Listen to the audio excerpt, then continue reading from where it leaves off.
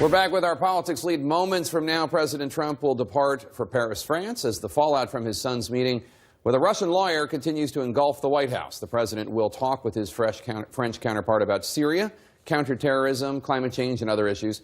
Joining me now to talk about this and much more, Republican Congressman Adam Kinzinger of Illinois. He serves on the House Foreign Affairs Committee.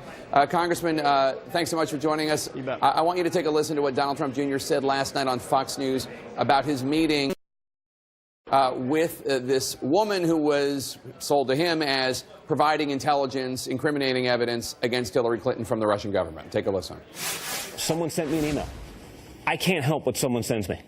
You know, I read it, I responded accordingly, and if there was something interesting there, I think it's pretty common.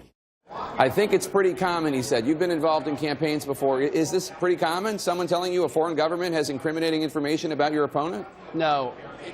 Opposition research is one thing, and, you know, look, it's how politics works. Do you have anything that people would be of interest in your opponent?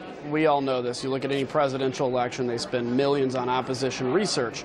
That's fine. That's how this system works. And but I think when a foreign government, if in an email it says the Russian government has information, that is when you hit the hard stop on it. I don't know exactly where espionage laws apply in this situation. What I do know in the very least is if I got an email that said, hey, Congressman Kinzinger, we've got some information on your opponent, courtesy of your friends in the Russian government or courtesy of Vladimir Putin or anything, I would immediately save that email, I would walk it to the FBI, and I would say, we have a problem. Do you want me to meet with them so you can do counter-espionage on them, or do you want us to hit the cold stop? But that's extremely essential. No foreign government, even if it was the government of Canada, frankly, should be involving itself to this level or any level in the democratic process. How concerned are you about this email and the response of not just Donald Trump Jr., but Jared Kushner and Paul Manafort? It's concerning. And when you have these three players at a meeting, really it's almost immaterial if something comes out of that meeting or not, whether this lady brought information or she was simply testing the waters. We know that the FSB, with the new KGB, works through cutouts and intermediaries to gauge interest.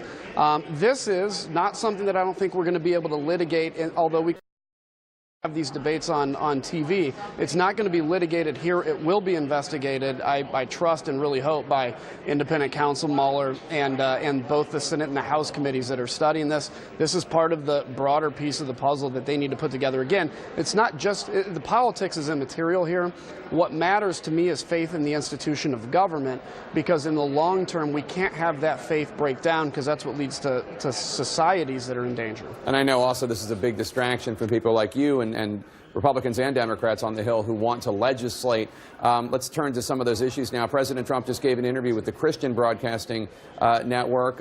Take a listen to what he had to say about Vladimir Putin, an issue that you care quite a bit about.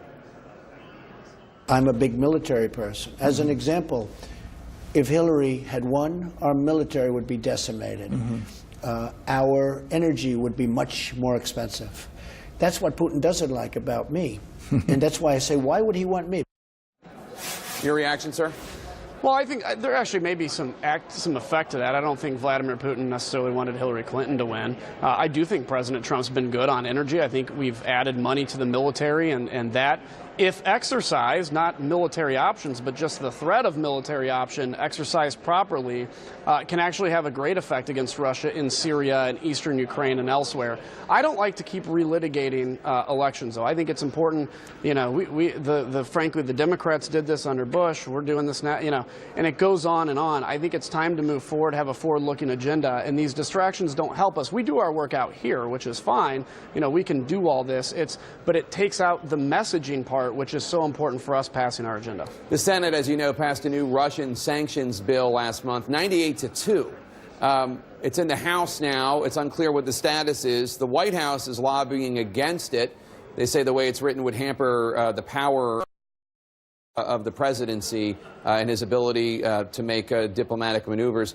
Do you agree with the White House position, or do you think the House should pass the Senate bill? No, I think we need to pass it. There may be a couple tweaks that need to be made. So there's a big deal kind of being made about somebody can bring it up under a privilege resolution. This is getting really in the weeds, but a privilege resolution says anybody at any time can bring up basically this issue and disapprove. I think there's a middle ground we can work there.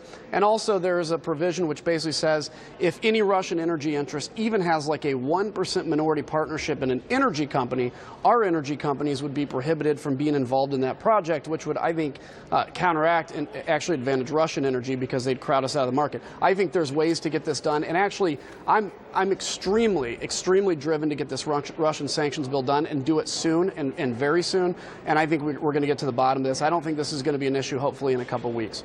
All right, Congressman Adam Kinzinger of Illinois, thanks so much. Always good to see you, sir. You bet.